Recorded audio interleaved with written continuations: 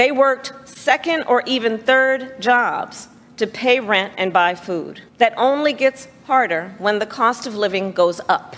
She's killing it, man. Like, honestly, like, you know, as somebody who worked in campaigns for a long time and just evaluated candidates, I'd say that she's really hitting her stride. It's hard to fault it. I mean, like, obviously, it's not what I would do, and it's not what I would advocate for necessarily.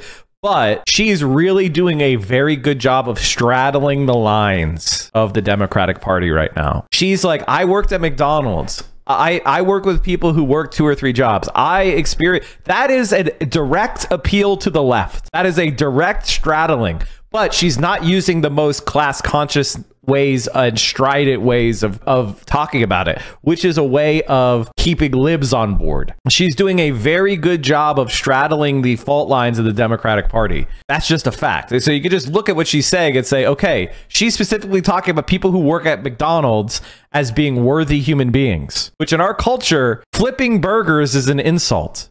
Look, I know most businesses are creating jobs, contributing to our economy, and playing by the rules. But some are not, and that's just not right. And we need to take action when that is the case.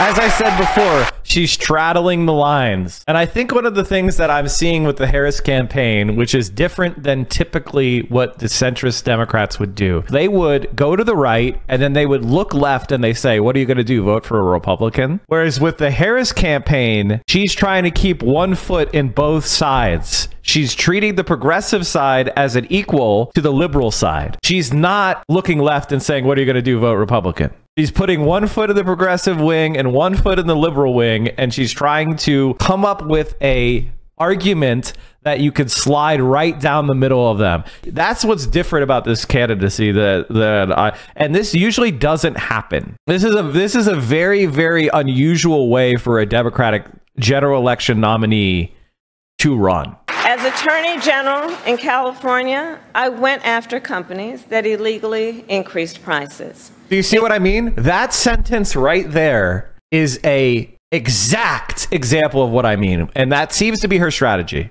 She says, as a prosecutor, I went after, and all of us are like, ew, prosecutor. She's like, I went after companies. Now suddenly, now we're smiling. So she's referencing the people that are like, oh, I'm worried about law and order.